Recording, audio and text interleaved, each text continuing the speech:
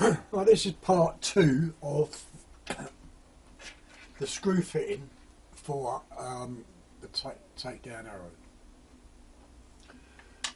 Now, when all the masking tape's doing is really just acting as a guide. It doesn't do anything.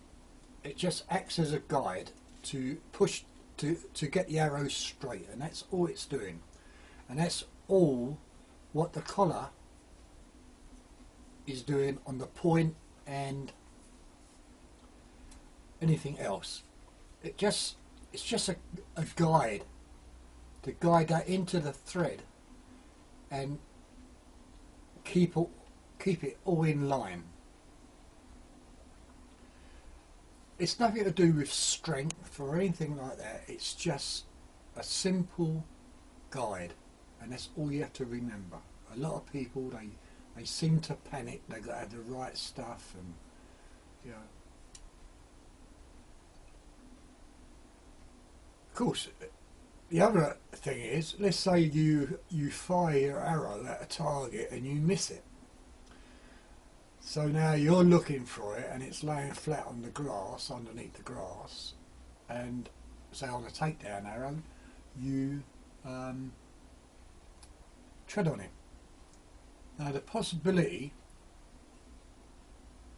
it might not do damage to the shaft, but the possibility is it could bend the bolt inside the insert. Well, if that's the case, it's exactly the same as that. If you bend the bolt on that and you haven't got spare ones, it would mean you've got to buy another bolt, or you just take out the bolt from this. Now you've got to remember the thread in inserts around about 8/32 thread, NUC or NCU, something like that. And now all we're doing is getting metric threads. So this is an M4 bolt been cut, head's been cut off, and I've had a taper remount at M4 over the existing thread what was already cut in. So that automatically makes it a little bit loose, a little bit wobbly, but the guide will now centre it as it should do.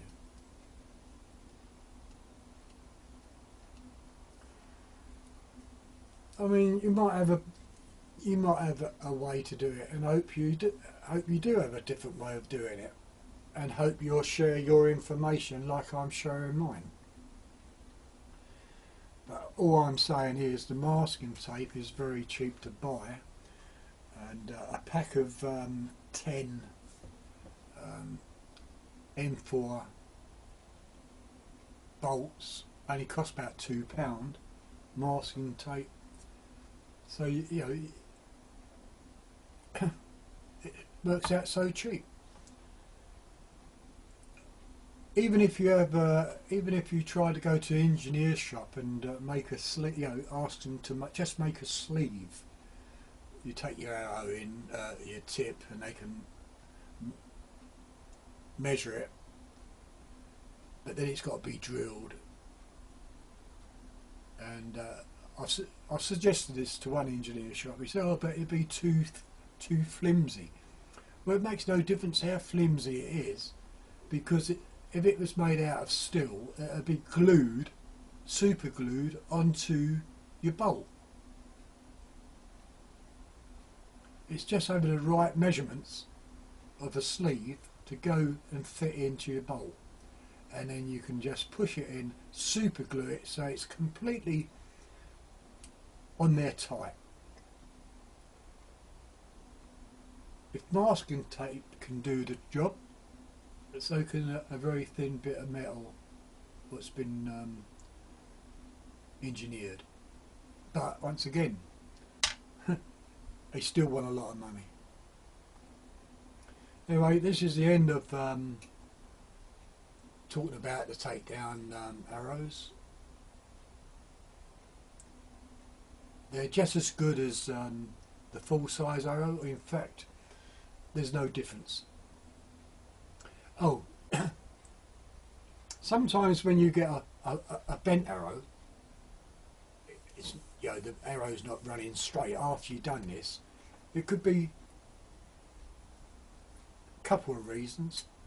Is that you didn't put your thread in straight enough, or when you cut the shaft in half, you didn't square off the end good enough. The ends must be completely square, because you've got to remember, when you put these inserts in, if the ends are slightly down, that insert will be slightly down, because they're not a tight fit in that shaft. There's a certain amount of play, so that lip on that insert will be onto your shaft. So if the shaft has been cut at a very slight angle and not dead straight, well, then you won't get a dead straight arrow. So when you cut your shaft, you must square end both ends of the cut shaft, otherwise you will not get a perfectly straight arrow. And if you look at my other videos, you see the cutting machine I've made, and also the square end tool, and it works very, very well. Anyway, that's it. That's the end of it. Thanks for watching. See ya.